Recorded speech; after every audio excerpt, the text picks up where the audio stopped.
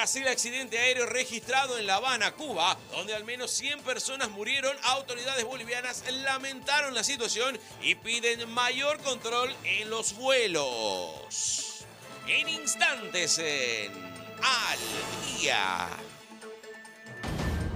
Muy bien, en esta jornada vamos a contarles que cuando el reloj marcaba las 12 horas con 8 minutos en Bolivia, un Boeing 737 alquilado por Cubana de Aviación, la compañía mexicana Global Air, se estrelló en una zona de cultivos minutos después de despegar del aeropuerto internacional José Martí de La Habana.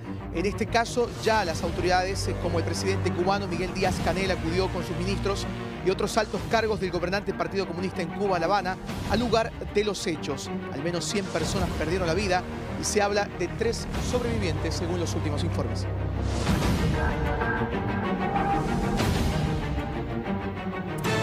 Y no son las mejores informaciones para comenzar nuestra edición central de noticias, pero vamos a darles más detalles en unos instantes. Bienvenidos.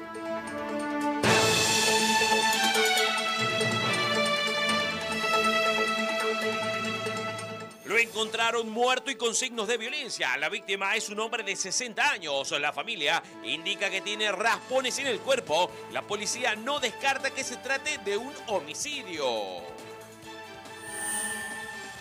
Colombianos aprendidos por robo agravado. Los 2 extranjeros habrían sustraído 15.000 bolivianos a un cobrador en la pampa de la isla. Era abusada por su propio padre. La víctima es una menor de 5 años a quien su progenitor le realizaba toques impúdicos. El abuso fue descubierto por su madre. Se dedicaban a robar motocicletas. 2 jóvenes fueron aprehendidos en Yapacaní luego de que la policía encontró en su poder 2 motos. El caso pasó a la unidad de DIPROVE. En desfile identificativo descartan que haya atracado en un lavadero. El joven que fue arrestado con fines investigativos fue dejado en libertad y las investigaciones continúan. Dilatan proceso por uso indebido de bienes del Estado. La denuncia la realiza el diputado Tomás Monasterio tras no haber avances en la investigación a un trabajador sindical que utilizó un vehículo del Estado en un hecho irregular. Tragedia aérea en Cuba. Un Boeing 737 se desplomó con 9 tripulantes y 105 pasajeros. 3 de estos lograron sobrevivir, pero su estado es crítico. En medio de la consternación se investigan las causas del accidente. En instantes, un nuevo hecho de sangre registrado en la zona del Plan 3000 es investigado por la policía luego de que un hombre de 60 años fue encontrado sin vida en la ducha de su domicilio. En instantes. Y ante la tragedia aérea en Cuba, en Bolivia, el diputado del MAS, Edgar Romero, aseguró que se debería trabajar en nuevas normas para la aeronáutica civil. La noticia consternó a varias autoridades en los países de Latinoamérica. El accidente aeronáutico en Cuba arrancó solidaridad inclusive de las autoridades bolivianas. Desde Bolivia queremos expresar nuestra solidaridad, nuestro pesar para las familias y para el pueblo cubano, fundamentalmente en la persona de su presidente, quien ha estado en el lugar de los accidentes luego del siniestro. El avión totalmente siniestrado, la mayoría han muerto, a excepción de 3 personas gravemente heridas. Este hecho se registró y decíamos pertenece a una empresa mexicana que estaba en calidad de alquiler. El Ministerio de Transportes y Aeronáutica de Cuba está iniciando las investigaciones para determinar las causas del accidente. El legislador Edgar Romero, que es representante de Bolivia ante el Parlasur, aseguró de que es necesario revisar la normativa de seguridad de aeronáutica civil en Latinoamérica. Y nosotros como legisladores internacionales estamos preocupados por este tema. Ya habíamos trabajado en el tema de la reglamentación para los usuarios del transporte aéreo, pero ahora tenemos que trabajar seriamente en el tema de la seguridad aeronáutica. Según la autoridad, hasta el momento no se ha registrado ninguna persona de nacionalidad boliviana en este accidente. Sin embargo, están a expectativa de cualquier tipo de información. En instantes. deportes. Luego de 13 días del intento de feminicidio de Susana Crespín García, la Red Bolivisión realizó las gestiones para que una ambulancia llegue hasta su domicilio en el barrio Ambrosio Villarroel y la traslade hasta el hospital japonés para brindarle atención médica. En instantes, Al Día.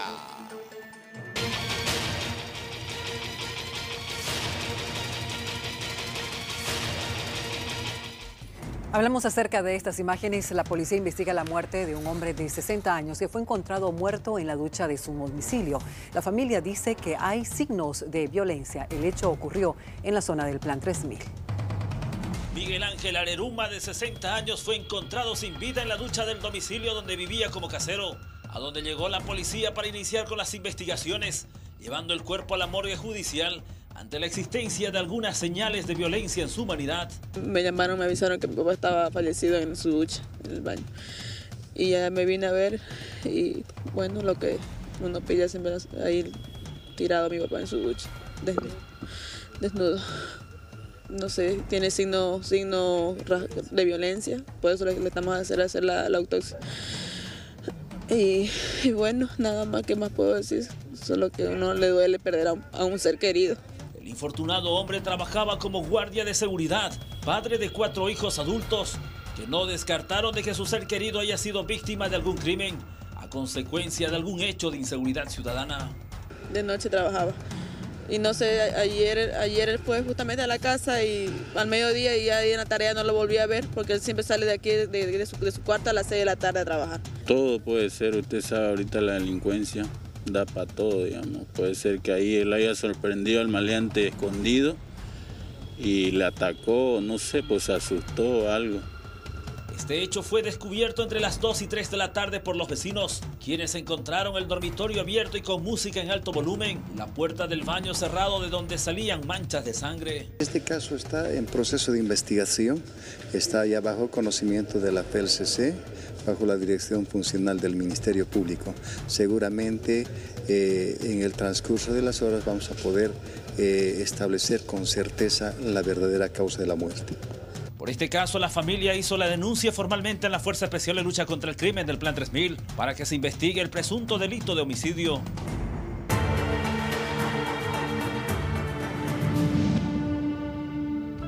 Y justamente hablamos de esta historia de la mujer que fue golpeada con un combo por parte de su pareja. Afortunadamente, ya fue trasladada hasta el Hospital San Juan de Dios para recibir atención médica y los familiares están agradecidos con el buen corazón de Santa Cruz.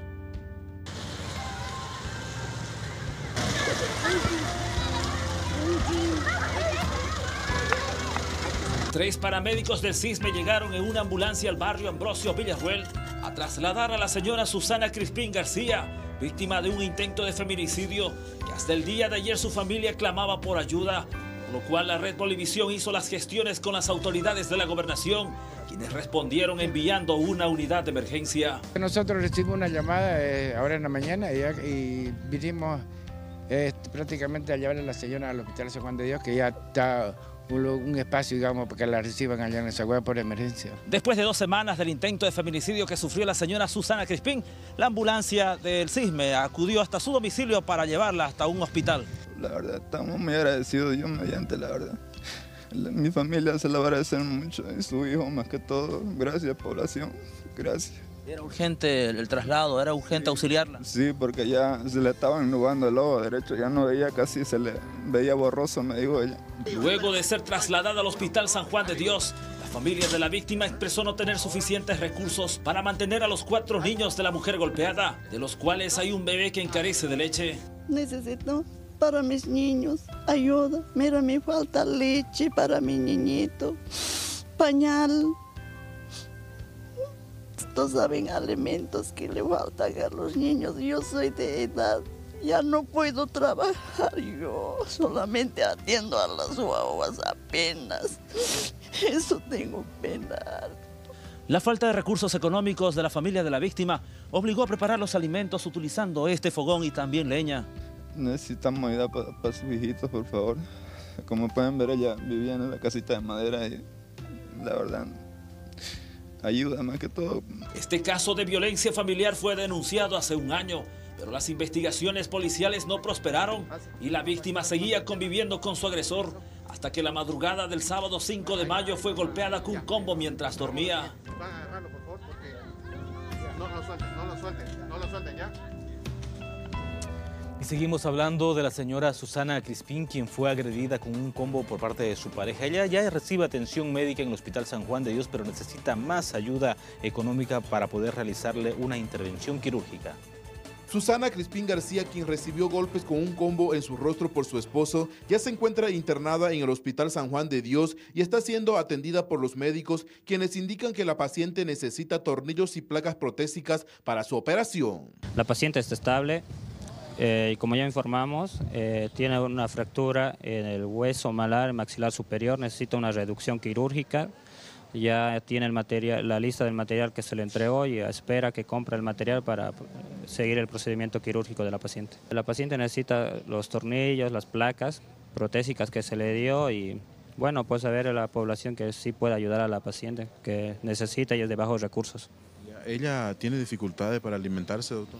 Tiene mucho dolor al masticar y por ende tiene dificultad para la deglución y alimentarse y nosotros estamos ayudándola mediante vía endovenosa. Recordemos que ella se encontraba postrada en su cama de su domicilio sin ninguna atención médica por falta de recursos económicos. Fue un golpe muy fuerte, por algo fracturó el hueso malar y el maxilar superior, ¿no? Ella va a esperar aquí en el hospital, se la va a trasladar a su domicilio. ¿Qué va a pasar con ella? Estamos esperando que traigan el material y para ya darle solución al problema del paciente. ¿Ella va a permanecer aquí? Va a estar acá en la emergencia y esperando, ¿no?, que traiga el material para que ya procedan al procedimiento quirúrgico. Una vez realizada la cirugía, ¿qué tiempo más de recuperación y ya va a estar totalmente normal? ¿Ya? Va a estar hasta que la paciente esté estable, esté en buenas condiciones para darle alta. No se da tiempo todavía, qué tiempo se puede estar en el hospital. Cualquier ayuda que usted desee brindar, sus familiares lo estarán esperando en el Hospital San Juan de Dios. En instantes, al menos 15.000 bolivianos fueron sustraídos a un cobrador el pasado lunes por parte de 2 ciudadanos colombianos. Los mismos ya fueron aprehendidos por la policía y no se descarta que estén implicados en otros robos. En instantes, en Al Día.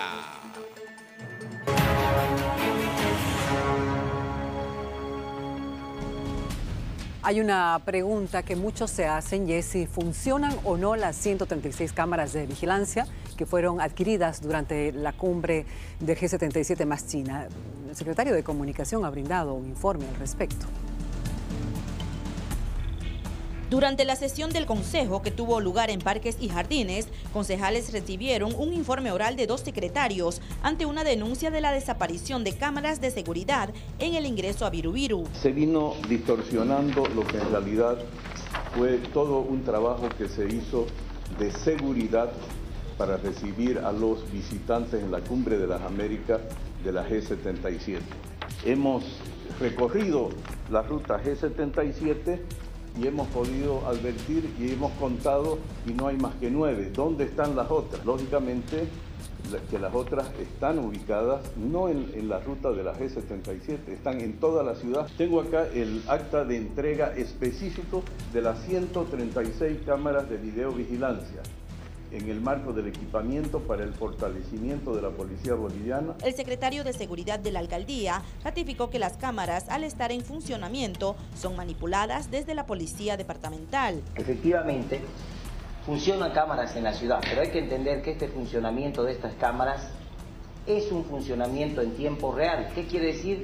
Que por un tema de seguridad ciudadana, y así lo dispone la Ley 264, las cámaras permanentemente funcionan y esa transmisión de datos se la hace a través de un operador privado para que la seguridad ciudadana, en manos de la policía, todo el tiempo monitoree estas cámaras. Recordemos que estos equipos de seguridad fueron obtenidos en el marco del recibimiento de jefes de Estado para la realización de la cumbre G77. En instantes, tras un nuevo desfalco al Banco Unión en la agencia de Desaguadero, donde se sustrajo al menos 1.6 millones de bolivianos de las arcas de esta entidad financiera, las repercusiones continúan por parte de la oposición y oficialismo. En instantes, en Al Día.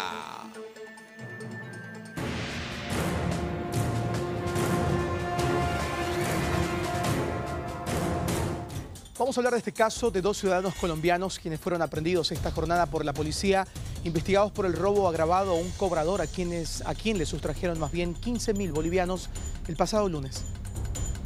Según informaciones, ambos ciudadanos colombianos aprendidos habrían interceptado a un trabajador de una pollería a quien le arrebataron la suma de 15.000 bolivianos, hecho ocurrido el pasado lunes por la zona de La Pampa de la isla. Según la denuncia, ¿cómo operan estas personas? Bueno, a través de seguir a las víctimas cuando éstas están cobrando y recibiendo montos de dinero, es que estas personas las siguen y en el momento que no existen personas alrededor, es que atracan con armas de fuego, escapando, dándose a la fuga después de haberle sustraído todos los montos de dinero que tienen. La denuncia revela que ellos utilizaron un arma de fuego para intimidar a su víctima. Los investigadores presumen que estén implicados en otros atracos. Ya estas personas han sido plenamente identificadas por otras víctimas, las cuales se encuentran con denuncias aperturadas en la FELCC Central. O sea, estarían implicados en otros hechos delictivos. Es lo que se manifiesta, ¿no? Lo que se tiene de conocimiento. Por el momento, solamente lo que yo estoy investigando es justamente el atraco que ha sufrido este promotor de cobranzas. Los investigadores procedieron con el secuestro de una motocicleta en el cual aparentemente realizaban los atracos. Sin embargo, el arma de fuego aún no fue hallado. En La Paz, el Ministerio Público pedirá un informe a la Unidad de Investigaciones Financieras sobre la utilización de más de 1 millón de bolivianos desfalcado al Banco Unión.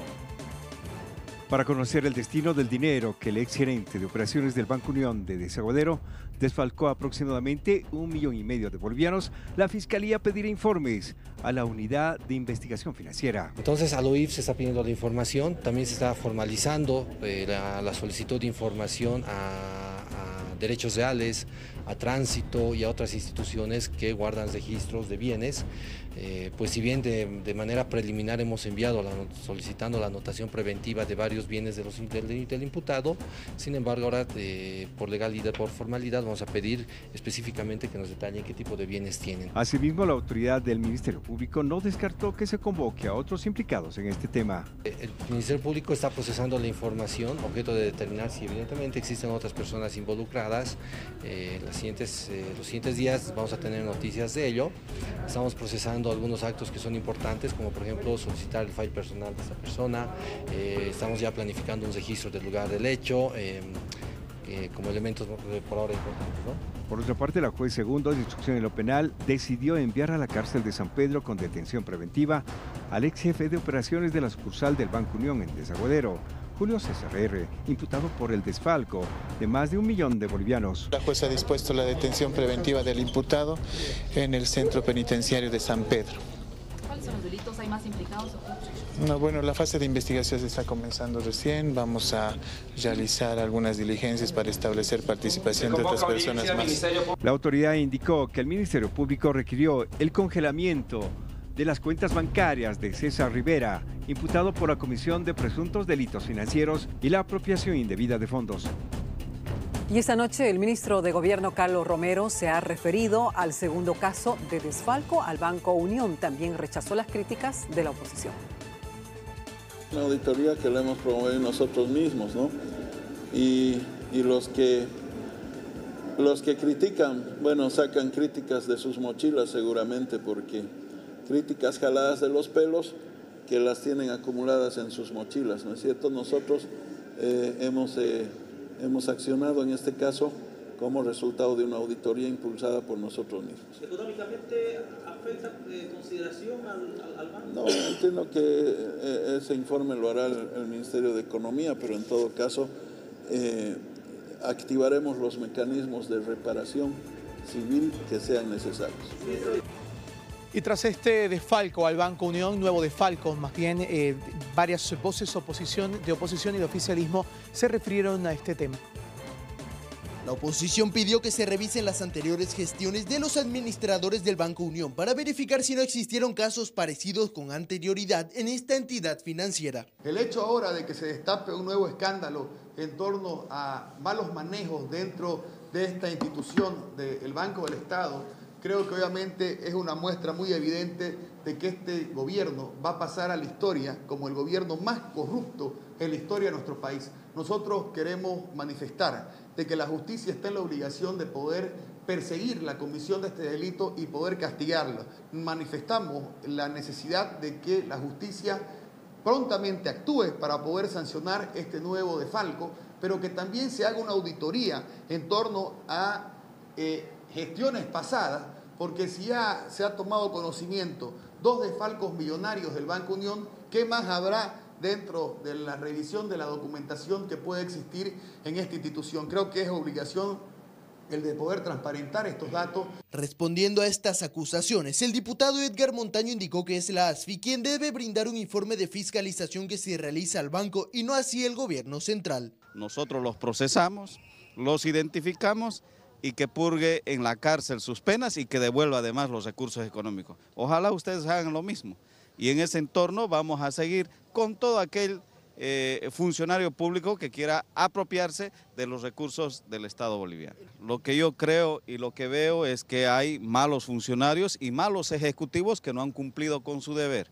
Ahora no solamente es identificar a el autor intelectual y material, sino también aquellas personas, aquellos ejecutivos que incumplieron con su deber y con su tarea de velar por los recursos económicos que maneja el Banco Unión. Pero aquí nos debe de dar una certeza qué es lo que realizó a la fecha la ASFI, qué es lo que realizó el nuevo gerente y el directorio. Ellos tienen que ver por este tema y obviamente quieren la oposición hacer una cortina de humo para que no se lo procese al vicepresidente de los Verdes Oscuros en torno a las mochilas chinas. Entre tanto, el exfuncionario del banco acusado del desfalco fue sometido a una audiencia cautelar donde una juez determinó su detención preventiva. En esta audiencia, el imputado aseguró ser inocente y sindicó a otros 2 funcionarios de haber participado en el hecho.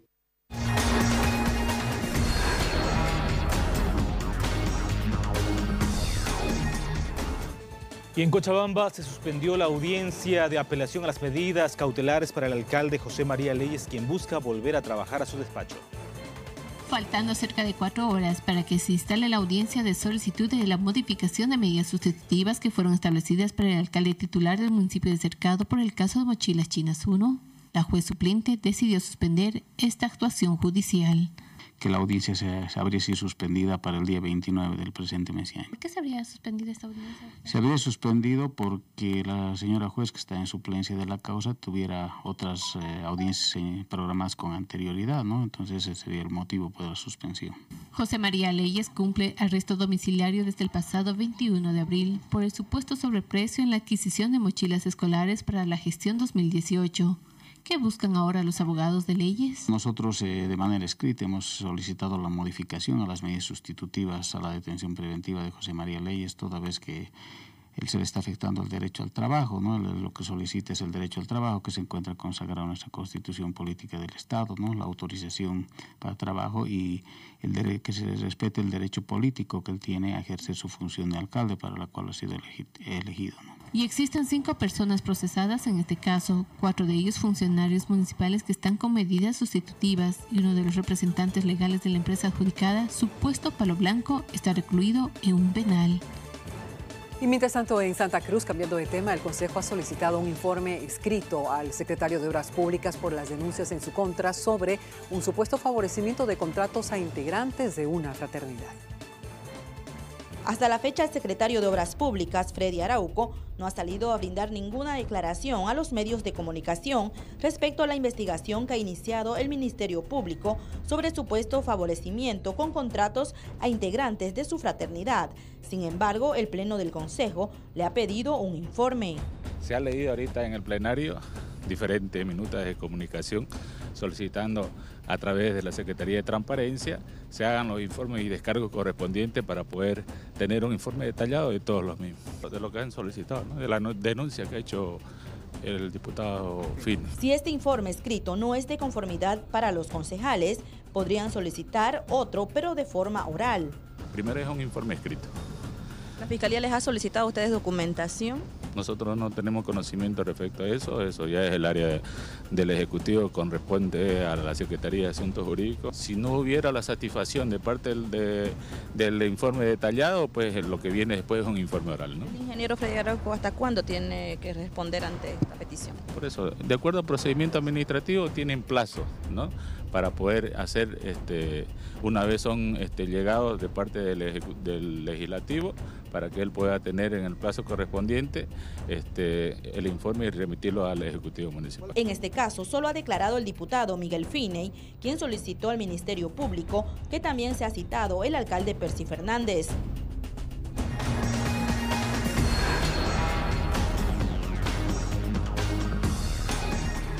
Y a esta hora de la noche nos vamos a conectar con nuestra unidad móvil hasta el mercado La Ramada, ubicado en la avenida Grigotá, justamente para conocer cuál es el ambiente en el lugar con respecto a los comerciantes ambulantes. Roberto.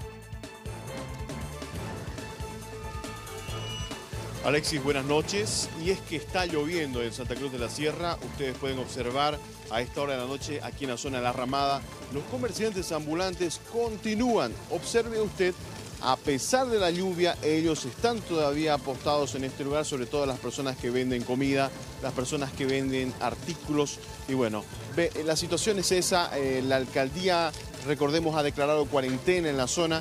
Sin embargo, no ha podido sacar a todos los comerciantes ambulantes todavía del lugar y están todavía presentes. Algunos de ellos, por el tema de la lluvia, se han apostado, por ejemplo, al lado derecho mío, que en este momento la cámara va a poder mostrarles un poco acerca de la cantidad de comerciantes que aún todavía están vendiendo en esta zona y que de alguna manera no han querido retirarse del lugar, ya que aseguran tener acá su fuente laboral. Ese es el informe que se tiene a esta hora de la noche. Alexis. Bien, Roberto, hay que recordar que la directora del nuevo mercado minorista La Ramada, la doctora Sonia Rueda, invitó a la población a que vaya a hacer sus compras, de que desde mañana están a la venta con todos sus productos. Sin embargo, en el antiguo mercado se puede observar todavía funcionarios, más bien comerciantes ambulantes con sus productos, sobre toda esta avenida que está cerrada al tránsito vehicular por esta ley de cuarentena. Gracias, Roberto, por la información. Seguimos con más.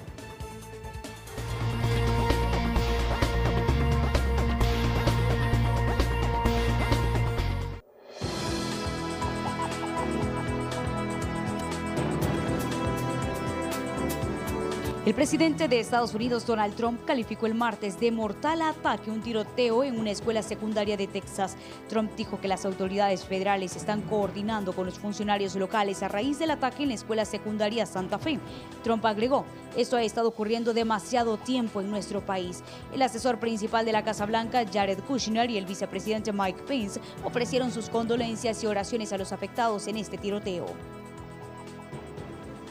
El mes sagrado musulmán del Ramadán comenzó en Bangladesh el viernes con oraciones especiales en la Mezquita Nacional de Dhaka. Los musulmanes devotos se abstienen a comer, beber o fumar desde el amanecer hasta el atardecer todos los días durante el mes. Un grupo de manifestantes heridos salió de la Franja de Gaza el viernes a través de Israel para recibir tratamiento médico en Jordania. El gran número de palestinos heridos durante las protestas de Gaza está ejerciendo una presión adicional sobre los hospitales ya de por sí agobiados por Gaza, que sufren escasez de equipos y medicamentos y además enfrentan cortes de energía como el resto del territorio. Este es un informe de Graciela Rajo para la RNA.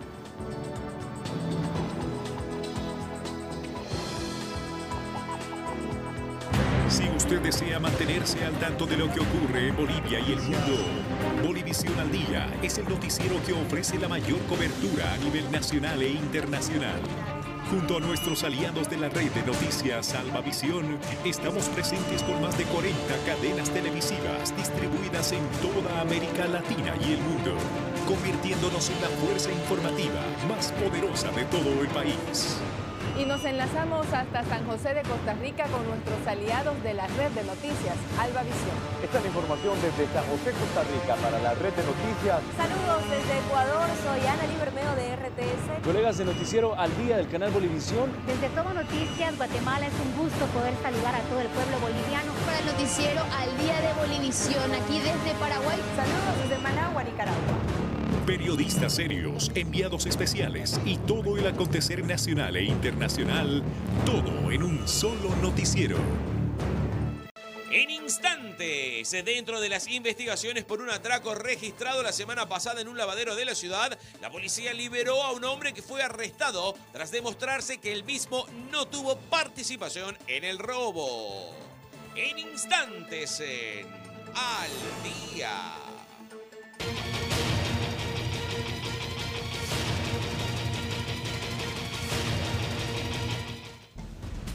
La Gobernación de Santa Cruz confirmó que la estatal YPFB descongeló las regalías del pozo Incahuasi, pero los asambleístas del MAS esperan que estos recursos sean bien invertidos.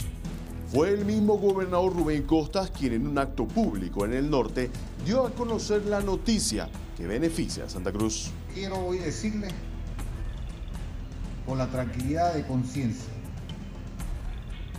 con mi espíritu calmado, sin ninguna euforia, sin ningún triunfalismo, porque justo hoy me han comunicado que se han descongelado los recursos de regalía para el departamento. Para el secretario de la Gobernación, Vladimir Peña, estos recursos que fueron congelados serán utilizados como se había previsto, tanto en el POA del año pasado como en el POA de este año. Hasta el mes de abril, 162 millones de bolivianos que suponen parte del presupuesto de diciembre del año 2017, correspondientes al mes de diciembre 2017 y también a los meses de enero a abril de este año. La bancada de asambleístas del MAS esperan de que los recursos descongelados sean rápidamente utilizados en proyectos que consideran han sido atrasados ya desde el año pasado. No hay excusa alguna que valga en este momento del gobernador Rubén Costas para que pueda hacer realidad esos que tanto hablan y que nunca hubo desayuno y almuerzo escolar. Ahora es la oportunidad que hagan realidad. En segundo lugar, deben generar una estabilidad laboral para todos los médicos, especialistas, médicos generales, enfermeras, técnicos auxiliares, personal de servicio. Una vez cerrado el tema del Incahuasi, la gobernación en Santa Cruz asegura de que el próximo paso, el debate será ya por el pacto fiscal, asegurando de que el gobierno debe buscar sentarse con todas las gobernaciones para una mejor redistribución de los recursos económicos. Bueno, y a propósito, el ministro de Gobierno esta noche afirmó que el tema Incahuasi es un conflicto ya resuelto en el que Santa Cruz resultó favorecido. ¿Qué decían los falsos profetas en ese momento? Que no era necesario un nuevo estudio, que un nuevo estudio seguramente contenía trampa, algún elemento de oscuridad, que posiblemente el nuevo estudio iba a modificar los términos del estudio anterior, que a Santa Cruz le iban a cercenar parte de la regalía. Y eso fue absolutamente falso otra vez. Otra vez los hechos por sí solos se encargaron de desmentir a quienes mienten como práctica política. Porque el estudio ratificó técnicamente que el campo Aquío y el campo Incahuasi corresponden en un 100% a territorio cruceño. Entonces, quienes habían alarmado innecesariamente acerca de que el estudio iba a modificar la ubicación de los pozos, habían mentido nuevamente. Será suficiente que tomen conocimiento de que se han cumplido los términos de la sentencia. Consiguientemente, se ha resuelto el conflicto de Incahuasi y se ha recuperado la regalía para Santa Cruz.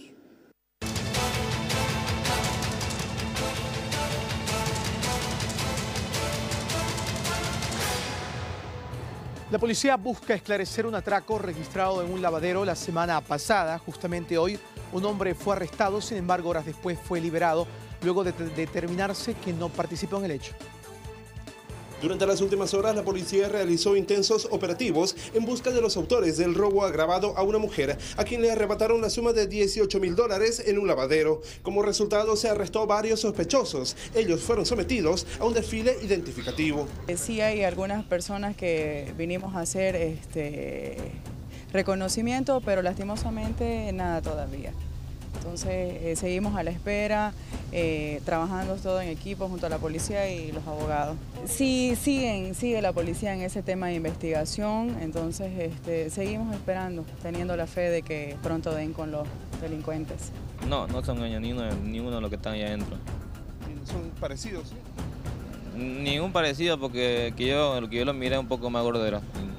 Había uno que tenía un poco, pero no tenía mucha petaca. Y el abogado de las víctimas destacó el trabajo de la FELCC, pide que den con los autores de este atraco. Estamos tratando de hacer un trabajo conjunto y dar con estos atracadores para esclarecer no solo este hecho, sino dar un poco más de tranquilidad a la población y que la población en su conjunto tome otras previsiones por todos estos temas, ¿no? Entre tanto, las autoridades policiales aseguraron que los operativos continuarán, no descartan capturar a los responsables de este ilícito en las próximas horas.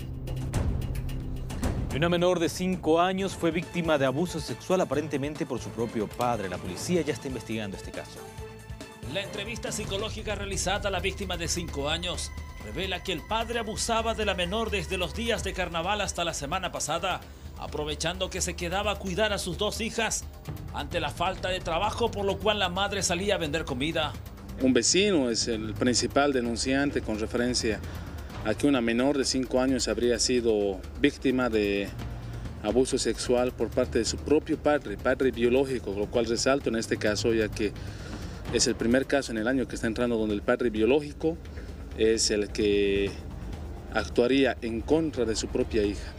Y el caso actualmente se encuentra en proceso de investigación. Habría existido algún tipo de manoseos por parte de este individuo hacia la menor de 5 años y tal vez hubiera antecedentes que obviamente no fueron dados a conocer con su hija mayor, que es de 9 años de edad. Este hecho se descubre cuando la niña juega con sus amiguitas a la comidita y a fingir ser papá y mamá, en lo cual la víctima hace toques indebidos a las otras niñas y ellas llaman a sus padres, quienes preguntan a la menor y se sorprenden al escuchar el relato de la víctima. Los padres estamos para cuidar a nuestros hijos, protegerlos ante todo. Si somos el primer escudo en la familia, como padres de familia, por eso es que el caso un poco asombra, porque como padres nosotros bien entendemos que somos el primer escudo y quienes vamos a proteger a los menores, a nuestros hijos. Por este caso, el padre biológico de la niña se encuentra aprehendido en celdas policiales a la espera de su audiencia cautelar por el delito de abuso sexual, que tiene una sanción máxima de 15 años.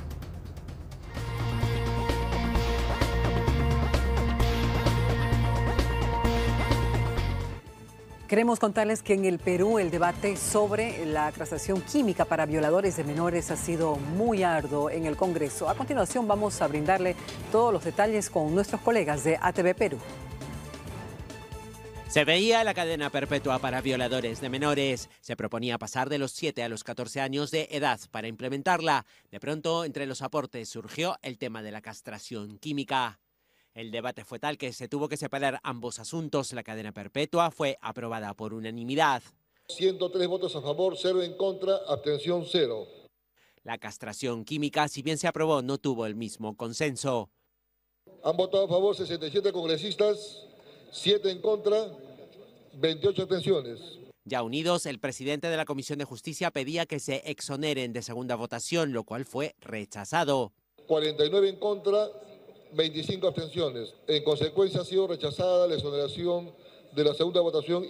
De aprobarse la castración química, un juez que sentencie a alguien a cadena perpetua por abusar de un menor de 14 años podría ordenar también, si así lo considera, el tratamiento médico. Es una inyección que baja la libido. Anula el líbido. ¿Quién la aplica? Claro, los peritos, pero a mandato del juez. Obviamente eso estará en el protocolo técnico, pero es una medida que tenemos que ponerla en práctica porque la sola aplicación de incremento de pena no ha dado resultados positivos. Y que sepan los potenciales violadores que los vamos a castrar. La medida se aplica en algunos estados de Estados Unidos y otros países como Rusia y Polonia. Más cerca de aquí es voluntaria en Mendoza, Argentina, y también en Colombia, donde quien haya cumplido condena puede someterse a tratamiento para no reincidir. La castración química está demostrado que es eficaz y que ayuda a disminuir de manera importante la reincidencia en estos violadores. Vale la pena hacerlo, no hay que mirarlo como un gasto. Yo creo que es una inversión que el Estado está obligado a hacer. Antes de colarse en el debate de la cadena perpetua, la castración química esperaba turno en diferentes comisiones. Por eso preocupa a quienes no le dieron luz verde directa. No se ha cumplido todo el procedimiento regular, es decir, por ejemplo, pedir opinión a las instituciones encargadas de regular, de implementarla, de aplicarla. Amerita también disponer de presupuestos. Espero que el Ejecutivo lo observe. La próxima semana el tema volverá a ser debatido y se someterá a la segunda votación. De aprobarse dependerá del Ejecutivo refrendarla u observarla.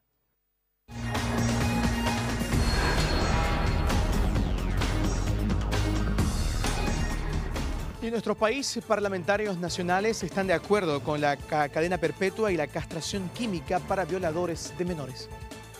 La decisión de una primera votación fue tomada este jueves en el país vecino de Perú y aplicar la castración química y cadena perpetua para los violadores de menores. En el país existe repercusión y afirman que sí se debería de aplicar la misma sanción, pero que lamentablemente la Constitución Política del Estado no lo permite. Ocurre que tanto la Constitución Política del Estado y los tratados internacionales, obviamente de los cuales somos parte, establecen la vigencia de derechos humanos, que obviamente hay que considerarlos. De todas maneras, nosotros consideramos que lo primero que tenemos que hacer en nuestro país es primero resolver estructuralmente este tema. Teníamos una limitación desde el punto de vista constitucional y en el sistema del Código Penal que estábamos trabajando no hemos avanzado en esa dimensión justamente por el límite constitucional que tenemos. ¿Tiene que votar? ¿Usted votaría por la castración química y la cadena perpetua? En lo personal yo sí, porque es un hecho que lastima la dignidad de todo el pueblo boliviano. ¿En Perú han votado? Si habría en este momento votación, ¿usted votaría por esa aplicación? Absolutamente, absolutamente. Nosotros creemos de que estos delitos deben merecer una máxima sanción. No se descarta debatir esta opción, pero es a largo plazo, con una reforma constitucional, dicen los parlamentarios del oficialismo. Pero siempre ha sido un debate abierto. Recordarán ustedes en la cumbre que se desarrolló por el tema justicia, quedó abierta esta posibilidad. Y eso pasaba por una reforma que se iba a hacer en la Constitución Política del Estado y se diseñó hacer cambios inmediatos, mediatos y a largo plazo. No se cerraba esa posibilidad, pero de inmediato era imposible por el límite constitucional. Entre tanto que para algunas parlamentarias, si bien están de acuerdo con la cadena perpetua, se debe de debatir la castración química, sabiendo que los delitos de violación no es un problema físico, sino psicológico. Yo sigo creyendo, y lo digo con toda honestidad, que las penas en nuestro país para los violadores, sobre todo de menores de edad, son muy débiles.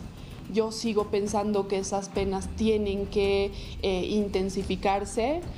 Dicen corrientes feministas, dicen corrientes psicológicas que quien viola a un niño, aquel criminal que viola a un niño, no lo hace por una cuestión de líbido o por una cuestión de deseo sexual, sino por otro tipo de problemas psicológicos. En el tema de la castración química se ha comprobado que el problema de muchos violadores es un tema mental más que tenga que ver con el cuerpo. Por lo tanto, la castración no ha sido en todos los casos eficiente. Recordemos que el Código del Sistema Penal fue aprobado y también abrogado por parte del Gobierno Central, ley que contenía sanciones como la sumatoria de penas en casos graves, pero solo hasta los 30 años. Y la policía de Yapacaní aprendió a 2 personas en posesión de 2 motocicletas que tenían denuncia de robo. El operativo se realizó en el municipio de Yapacaní. Producto de ello se procedió con la aprehensión de 2 jóvenes, quienes fueron encontrados en posesión de 2 motocicletas robadas. Ambos fueron remitidos a DIPROVE. Gracias a la cooperación de vecinos del lugar se logró detectar a una de las víctimas de los presuntos autores y se logró recuperar la moto que fue puesta a conocimiento como robada, además de 2 motocicletas más que estarían en poder de ellos y que han sido también retenidas con fin de investigativo. Se logró la aprehensión de Jesús Daniel Salvatierra Rivero y de Tomás Salazar Telles. Los mismos estaban en flagrancia en posesión de la motocicleta sustraída. Por tal razón fueron aprehendidos y conducidos hasta esta celda de Yapacaní por efectivo de Radio Patrulla 110. En su poder también se les encontró un arma de fuego inutilizada, además de herramientas que eran usadas para forzar los seguros de las motocicletas. Ellos llegaron conduciendo 2 motocicletas, la robada, una que supuestamente es de ellos y que también no tienen documentación, y la otra que también la tenían en su domicilio y que tampoco ellos justifican con documentación la tenencia de ese motorizado. Así de que fueron secuestradas estas 3 motocicletas y derivadas con los aprehendidos a DIPROVE, quienes están realizando la investigación correspondiente, y seguramente en el transcurso de las horas tratarán de establecer si estas personas son ladrones de motocicletas permanentemente acá en el sector o es un caso aislado que existe, ¿no? Ambos fueron puestos a conocimiento del Ministerio Público. En las próximas horas serán puestos ante un juez cautelar, imputados por el delito de robo agravado.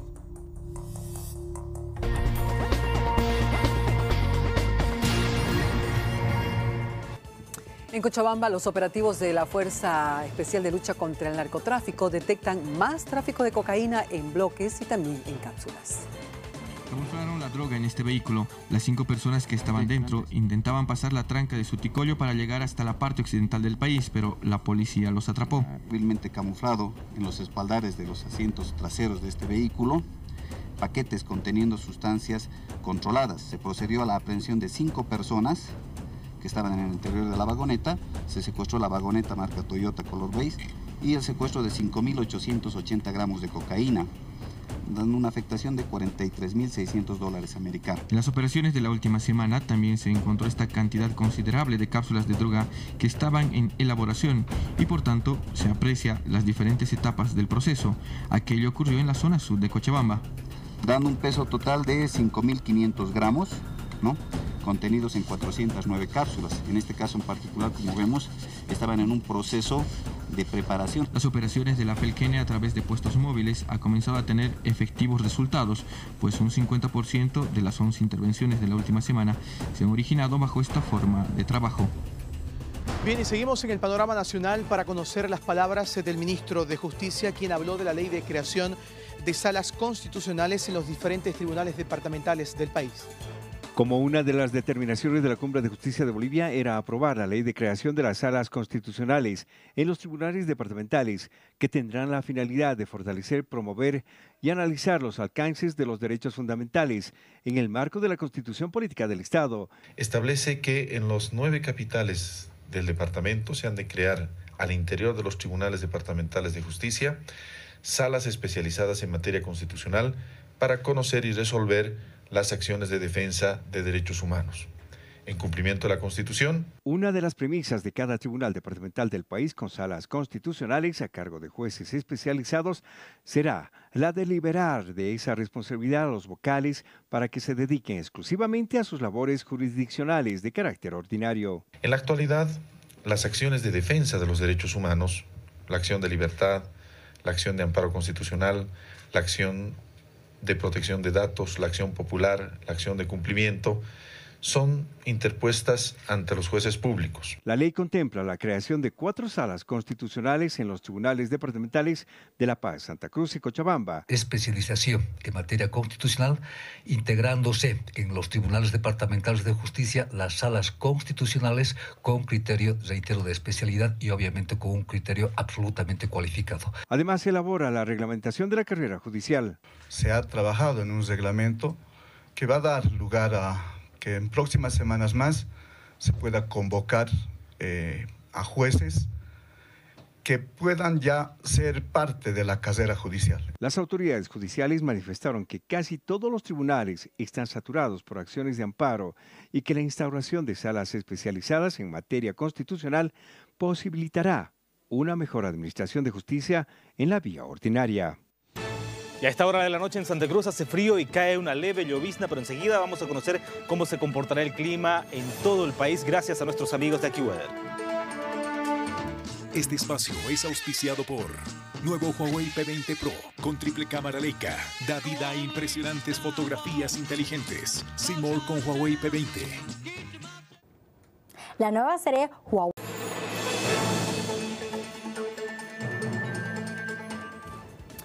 Volvemos a las informaciones. El Servicio Departamental de Salud ha informado que aún existen vacunas contra la influenza y pide a la población que acuda a los centros de salud para evitar contagios.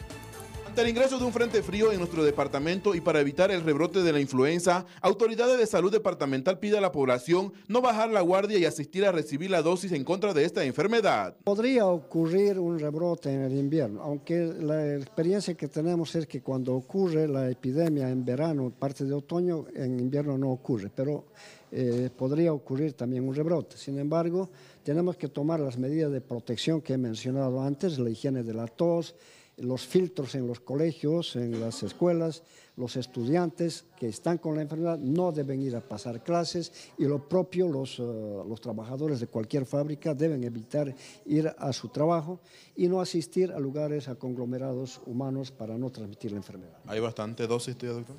Las dosis de vacunas tenemos que nos han llegado 450.500 dosis, que es lo que tenemos. Hasta el momento son 2.475 casos sospechosos, 1.200 confirmados por laboratorios. Pero en general, la respuesta de producir anticuerpos después de la vacuna puede estar tardando entre 2 y 3 semanas, de modo que no es que ya esté vacunado y está protegido inmediatamente.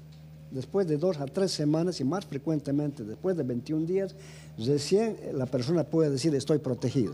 Por tanto, en el periodo post-vacunación, tiene que cuidarse igual que cualquier otra persona en el tema de estar alejado de las personas que están con sospecha de la enfermedad. Si hay alguien que está tosiendo muy frecuente o estornudando, mejor mantenerse a más de 1 metro de distancia y ya está ciertamente protegido. En todo el departamento, hasta este jueves pasado, se aplicaron 100.000 dosis.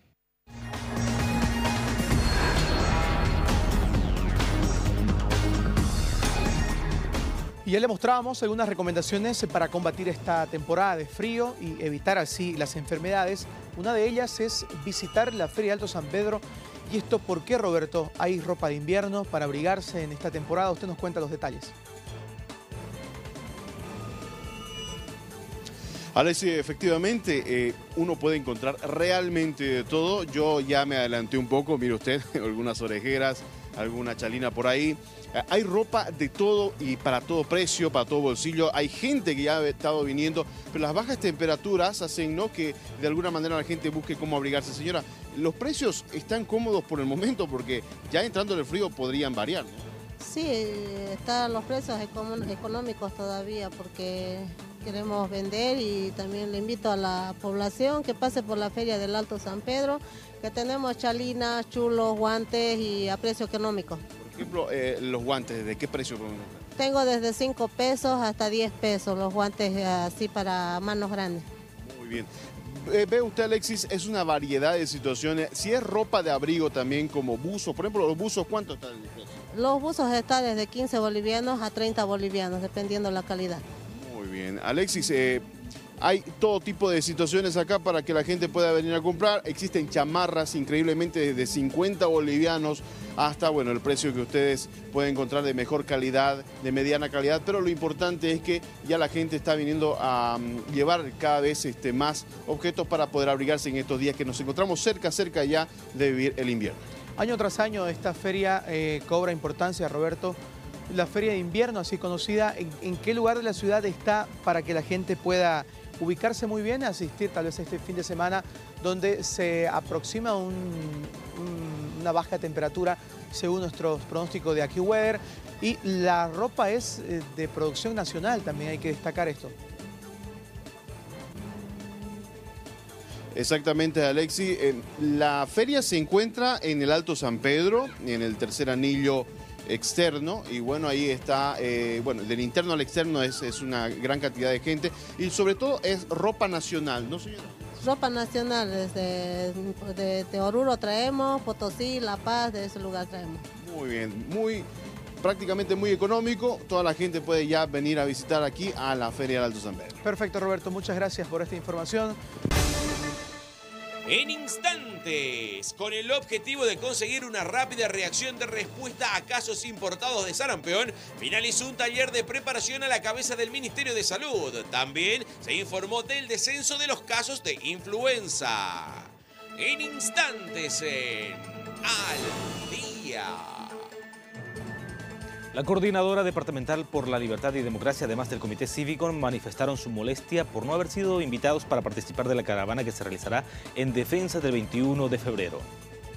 Los organizadores de la Caravana por la Democracia son plataformas unidas mismas que no habrían invitado a ser parte de los organizadores al Comité Pro Santa Cruz ni a la Coordinadora Departamental por la Libertad y Democracia, quienes mostraron su malestar por dicha situación. No han invitado ni han permitido que la Coordinadora Departamental por la Libertad y Democracia ni el Comité Pro Santa Cruz participen en esta caravana en la organización.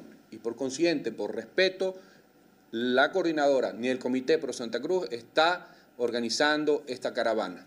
Adicionalmente, con resolución de ayer de la Asamblea, queremos dar nuestro total respaldo al presidente del Comité Pro Santa Cruz, porque es el que nos ha abierto la puerta al Comité Pro Santa Cruz, a todos los ciudadanos de pie, a todas las plataformas y a todas las personas que no tenían que ver con el comité. Nos ha hecho que volvamos a enamorarnos del Comité Pro Santa Cruz y volvamos a decir que es la casa grande real de los cruceños. Asimismo, Víctor Hugo Balda aseguró que esta caravana tendría influencia de políticos antiguos. Más aún, considerando que los principios en los que se fundó la Coordinadora por la Libertad y Democracia es que no debería haber ninguna injerencia política. Lamentablemente, estamos viendo que políticos antiguos están participando de la invitación y también del apoyo a esta marcha. Estas declaraciones provocaron una discusión entre el vocero de la coordinadora y los miembros de la plataforma que organizan la caravana de este domingo, quienes alegaban que no es un movimiento político. ¿Cómo lo van a encontrar? A ver, decime. Estamos todos peleando por la democracia. ¿Por qué nos atacan? No tienen derecho a...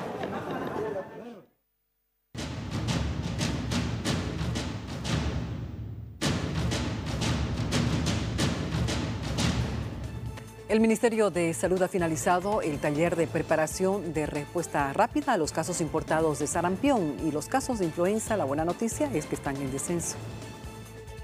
Autoridades de salud de diferentes departamentos concluyeron un taller de capacitación sobre importación de casos de sarampión, con el cual se ha demostrado que Bolivia tiene todas las capacidades para actuar en caso si se presentara uno de ellos. Y destacamos de todo el personal de salud, de todo el sector salud, la responsabilidad y el profundo compromiso que hay con la población, de antecedernos a tomar acciones previas, no esperar al brote, sino más bien actuar antes de un brote, pero cuando se presente el caso ya tenemos la capacidad nacional y de todos los departamentos. Se tienen varios casos sospechosos, eso es producto de que se está haciendo una vigilancia activa, se están identificando casos sospechosos, es sensible nuestra definición de caso, pero al momento no se tienen casos confirmados. El Ministerio de Salud pondera que los últimos informes sobre influenza son alentadores, ya que con las medidas de contingencia se está combatiendo esta enfermedad. Hemos entrado en una tendencia estacionaria en el departamento de Santa Cruz.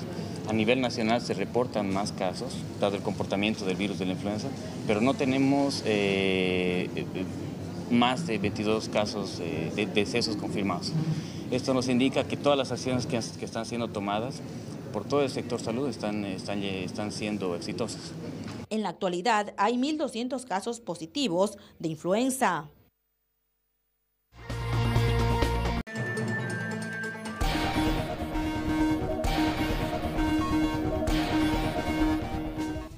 Ya lo habíamos dicho, hace frío en Santa Cruz. Hoy en nuestro reporte especial vamos a conocer consejos de cómo contrarrestar el frío con una buena alimentación. Y es que cuando nos llega el frío, muchos lo primero que hacemos, si no está mal, es buscar la ropa abrigada. Pero con ello creemos que podemos contrarrestar el frío.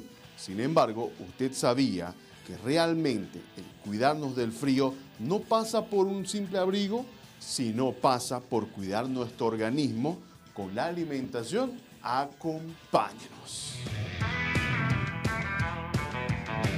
Para esto conversamos con nuestra especialista en nutrición, la licenciada Tamara Arce, quien considera de que la buena alimentación en el tiempo de frío es la clave para poder cuidarnos de las bajas temperaturas. ¿Qué tan importante es cuidar significativamente en este periodo? En realidad hay que mantener la alimentación lo más saludable, completa y equilibrada posible, los 5 a 6 tiempos de comida, pero hay que reforzar ciertos alimentos que nos ofrecen propiedades mucho más importantes y beneficiosas en esta época.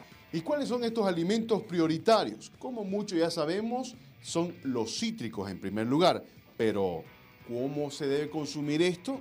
Existen recomendaciones. La OMS, la Organización Mundial de la Salud, recomienda sobre todo 5 unidades de diferentes frutas a lo largo del día.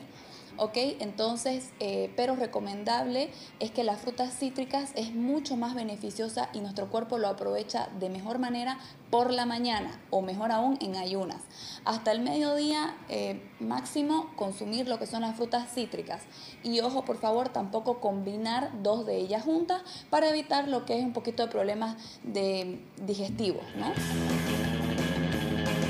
Con respecto a los alimentos sólidos, asegura nuestra especialista que ahí debemos incrementar sobre todo las verduras. Pero sobre todo hago mucho énfasis en consumir bastante legumbres. Lo estoy hablando de las lentejas, poroto, garbanzo. Ellos nos aportan bastante vitamina C y todos estos antioxidantes y vitaminas y proteínas que necesitamos para estar fuertes. Pero ¿es bueno consumir suplementos alimenticios, sobre todo en los niños, en esta época de frío? No está mal, siempre y cuando nuestra alimentación primordial sea alimentaria, más del 90% obviamente, y ya estos pequeños suplementos o ayudas para reforzar el sistema inmunológico es bienvenido.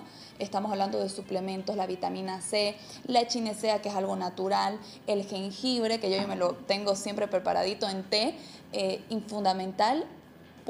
No hay ningún problema, todo lo que sea para ayudar a fortalecer nuestro sistema inmunológico y reforzarlo, bienvenido. Por último, escuche bien este consejo. Nuestras especialistas aseguran de que no es tan recomendable el poder consumir en exceso bebidas calientes en este tiempo de frío, ni tampoco estas bebidas calientes acompañadas de masitas deben de reemplazar las comidas normales que usted tiene. Escríbanos en nuestras redes sociales.